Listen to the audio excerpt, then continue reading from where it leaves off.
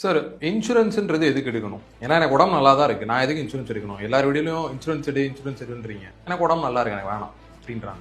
சரி, இன்சூரன்ஸ் எடுக்காது உங்களோட இஷ்டம். ஆனால் நான் ஒரு இந்த கேள்விக்கு ஒரு சின்ன ஒரு எக்ஸாம்பிள் சொல்கிறேன், அதை வச்சு நீங்கள் ரிலேட் பண்ணுங்கள்.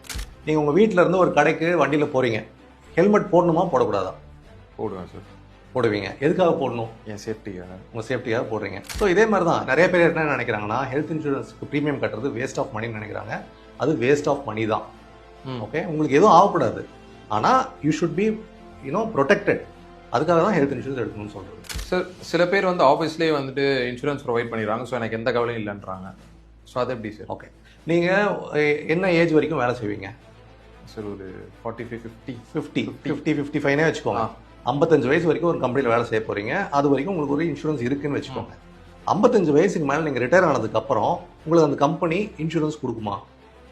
கொடுக்காது. ஆனால் அந்த நேரத்தில் தான் உங்களுக்கு இன்சூரன்ஸ் தேவைப்படும். ஸோ அன்ஃபார்ச்சுனேட்லி அந்த நேரத்தில் நம்மளுக்கு ஒரு பிபிஓ சுகரோ இருக்குது அப்படின்னா, நம்ம போய் இன்சூரன்ஸ் வேணும்னு தனியாக ஒரு கம்பெனியில் போய் கேட்கும்போது nobody will be prepared to give. அதனால் இப்போயே நீங்கள் ஒரு ஹெல்த் இன்சூரன்ஸ் எடுத்து வச்சுக்கிட்டிங்கன்னா அதை நீங்கள் கண்டினியூ பண்ணுவீங்க 55 வயசுக்கு அப்புறம்.